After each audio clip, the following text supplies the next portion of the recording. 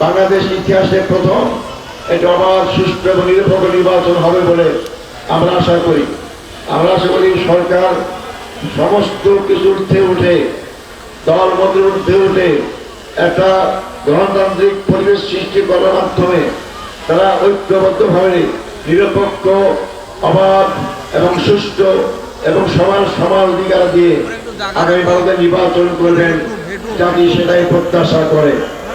কারণ 15 বছর এই দেশের লোক ভোট দিতে পারেনি, দিনের ভোট রাত্রে হয়ে গিয়েছে, অনেকে ভোট দিতে গিয়ে ভোট হয়ে গিয়েছে, অনেক মৃত্যু মানুষের ভোট দেওয়া হয়েছে। এইভাবে একটা দেশ গণতান্ত্রিক পথে চলতে পারে না। আমরা এই সুযোগ পেয়েছি, আমরা সেই সুযোগ আগামী নির্বাচনে আমাদের সমান ভোটাধিকার প্রয়োগ করবো ইনশাআল্লাহ।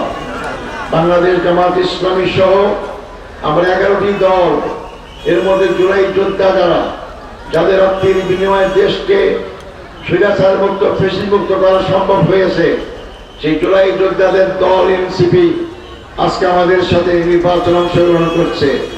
আজকে অন্যান্য ইসলামী দল এবং দেশপ্রেমিক গণতান্ত্রিক দল আমাদের 11 জন নির্বাচন ঐক্যে আমরা সবাই চাই বাংলাদেশ একটা সুন্দর রাষ্ট্র গঠন হোক, দুর্নীতিমুক্ত হোক, শোষণহীন হোক, বৈষম্যহীন হোক এবং সবার বসবাসযোগ্য একটা দেশ হোক। এটাই আমাদের সবার চাওয়া এবং কামনা, এবং আমরা আশা করি সেটা ইনশাআল্লাহ আগামী 12 তারিখে নির্বাচনে আমরা দেশবাসীকে সেটা দেখিয়ে দেব ইনশাআল্লাহ। সংগ্রামী ভাই বন্ধুগণ, আপনাদেরকে বলতে চাই, আপনারা কি দুর্নীতিবাজদেরকে ক্ষমতায় দেখতে চান? আপনারা কি দুর্নীতিতে চ্যাম্পিয়ন হয়েছেন এরকম দলকে ক্ষমতায় দেখতে চান? আপনারা কি চাঁদাবাজদের ক্ষমতায় দেখতে চান? আপনারা কি খাম্বাবাজদের ক্ষমতায় দেখতে চান?